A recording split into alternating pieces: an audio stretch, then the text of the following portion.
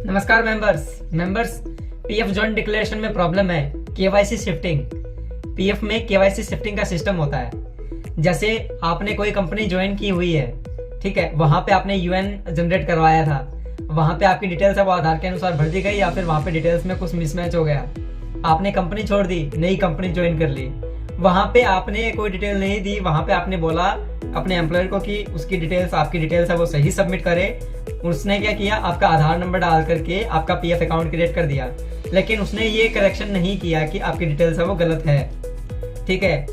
उसके बाद में आपने फिर से नई कंपनी ज्वाइन करी या नहीं करी, या फिर पीएफ ऑफिस को ये कैसे पता लगता है कि आपके जो पीएफ अकाउंट में डिटेल्स हैं वो वही डिटेल्स हैं। आप ये सोचते होंगे कि एम्प्लॉयर आपकी डिटेल भरता है, नहीं। फर्स्ट टाइम में जब भी आपका एम्प्लॉयर आपका अकाउंट क्रिएट करता है तो यूएन के बेस के ऊपर अब आपका लॉगिन होता है, और अगर 2017 या उससे पहले का अगर केस है तो उसमें है वो आपके एम्प्लॉयर ने आपके यूएन के अंदर मिस्टेक्स कर रखी होंगी। अब आपका क्या होता है कि आप कोई भी करेक्शन करते हो यूएन के अंदर, मेंबर्स ध्यान दो, यहाँ पर ये बहुत इंपॉर्टेंट है कि आप जब भी कोई करेक्शन करते हो तो लास्ट वाली कंपनी में आप कभी भी correction joint declaration online submit मत करना। अगर आप करते हो तो आप प्रॉब्लम्स में पड़ सकते हो, क्योंकि आप पुरानी वाली कंपनी का जो आपका पैसा है वो नहीं निकाल पाओगे। वो निकालने के लिए फिर आपको एम्प्लॉयर के पीछे पड़ना पड़ेगा, वो ही जॉइंट डिक्लेरेशन आपका डाल पाएगा।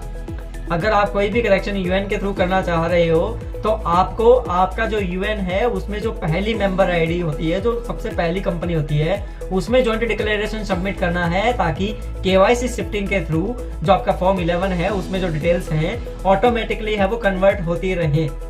अगर आप मान लो कि ए बी सी 3 कंपनी में काम किया है, ए कंपनी में डिटेल गलत थी तो आपकी बाय डिफॉल्ट यूएन के अंदर कंपनी बी और कंपनी सी के रिकॉर्ड के अंदर डिटेल्स गलत ही आने वाली है गाइस, ठीक है। पीएफ मेंबर्स, अगर उनको आपको सही करना है तो बेटर ऑप्शन ये है कि आप जॉइंट डिक्लेरेशन कंपनी ए में सबमिट करो, ना कि कंपनी सी में। अगर आप चाहते हो कि आपका यूएन लॉगिन हो तो आप कंपनी सी में जाकर के पहले जॉइंट डिक्लेरेशन सबमिट कर सकते हो, लेकिन ध्यान रहे कि आप कंपनी ए में जॉइंट डिक्लेरेशन अपने पोर्टल से नहीं डाल पाओगे। यूएन पोर्टल से तो डलेगा ही नहीं, फिर आपको एम्प्लॉयर का कांटेक्ट करना पड़ेगा, फिर बी कंपनी में करेक्शन करवाओगे। बेटर ऑप्शन ये है कि आपको अगर यूएन लॉगिन भी करना है, ठीक है, तो आप वो कंपनी ए में डालो। कंपनी ए से डालते ऑटोमेटिकली हो जाएगा। कंपनी का एचआर डिटेल कैसे देख पाओगे, कंपनी से काम कैसे करवाना है और विड्रॉल कैसे ले पाओगे, इनके डेडिकेटेड वीडियो डिस्क्रिप्शन के अंदर आपको लिंक मिल जाएंगे, वहां से आप कर सकते हो।